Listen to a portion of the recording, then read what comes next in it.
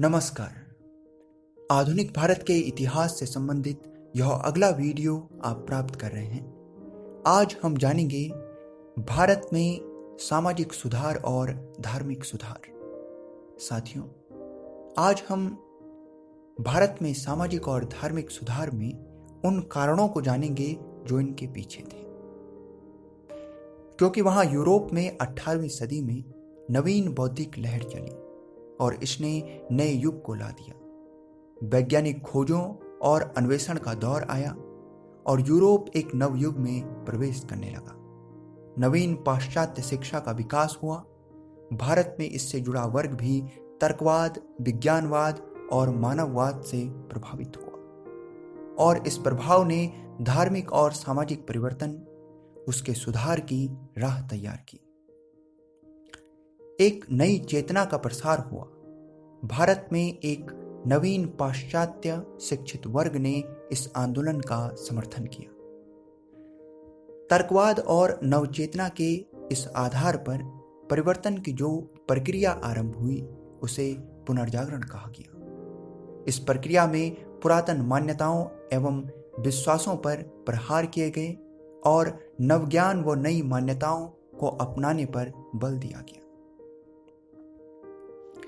प्राचीन समय से ही धर्म और समाज में सुधार किए जाते रहे। भारत में गौतम बुद्ध, महावीर स्वामी द्वारा बौद्ध और जैन धर्म की स्थापना समाज सुधार की दिशा में अहम चेतना का विस्तार थी।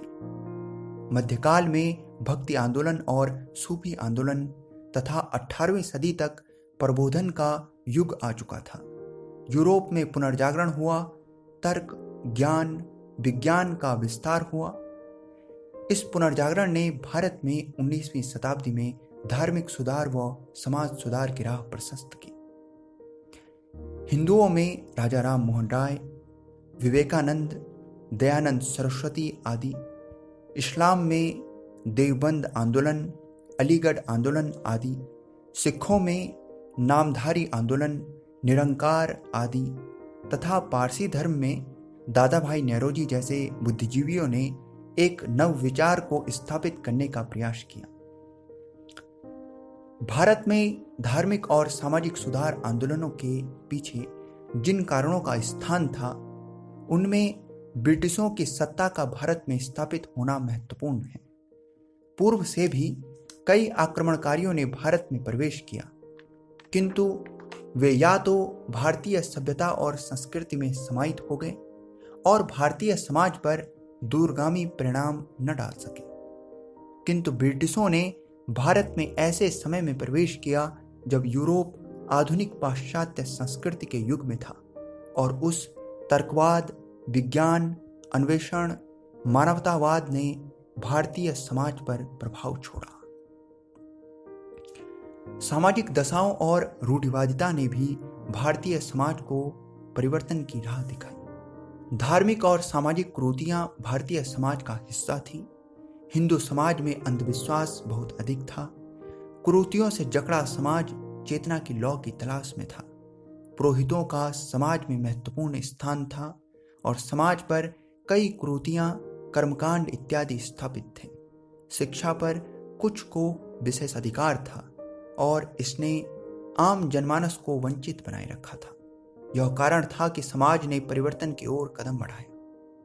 इस समय पर महिलाओं की स्थिति निम्न थी। बाल विवाह, बहुविवाह जैसी कुरीतियां समाज में थी। बंगाल में कुलीनवाद के अंतर्गत वृद्ध व्यक्ति छोटी उम्र की लड़कियों से विवाह करते थे। लड़की के जन्म को अपशगुन, उनके विवाह को बोझ व विधवा औरत को श्राप माना जाता था। सती प्रथा का प्रचलन था, जिसे राजा राम मोहन राय ने शास्त्र की आड़ में हत्या की संज्ञा दी। साथियों, समाज में जातिगत भेदभाव था। वर्ण एवं जातियां निर्धारित थीं और इस आधार पर सबसे निम्न स्थान पर अनुसूचित जाति के लोग थे। उन्हें हीन भावना से देखा गया, उन्हें अछूत माना जाता था। वे अनेक प्रकार के भेदभाव और प्रतिबंधों के शिकार थे। इस व्यवस्था के कारण कालांतर में राष्ट्रीय एकीकरण में बड़ी बाधा पैदा हुई है। यह भी पाया गया है कि जातिगत चेतना केवल हिंदुओं में नहीं बल्कि मुसलमान, ईसाई और सिखों में भी मौजूद थी। अस्पृश्यता, जो बड़ी क्रूरता है, ने इस वर्ग के लोगों को समाज में लगभग पृथक कर दिया। मानव सभ्यता एवं प्रतिष्ठा पर यह शर्मनाक धब्बा है। इसके अलावा कुछ बाह्य कारकों में हम जान सकते हैं, जैसे पाश्चात्य संस्कृति का विरोध। जब भारत अंग्रेजों का उपनिवेश बन गया तो भारत में पाश्चात्य संस्कृति और सभ्यता के प्रसार के प्रयास किए गए। आधुनिकीकरण ने लोगों के विचारों को प्रभावित किया। ईसाई मिशनरियों को भारत में 1813 के चार्टर एक्ट द्वारा धर्म प्रसार की अनुमति प्राप्त हुई। उनके द्वारा अन्य धर्मों की बुराई की गई और इन विचारों ने भारतीय संस्कृति, धर्म में सुधार और प्रसार की भावना को जागृत किया। साथ ही भारत में धार्मिक व सामाजिक सुधार का कारण भारतीयों के एक वर्ग में नवीन जागृति का उदय भी था। संपूर्ण भारत में प्रिंटिंग प्रेस के माध्यम से छप रहा अंग्रेजी साहित्य पहुंचने लगा, अनुवाद किए गए। यह पाया गया कि भारत सभ्यता की दौड़ में काफी पीछे रह गया है।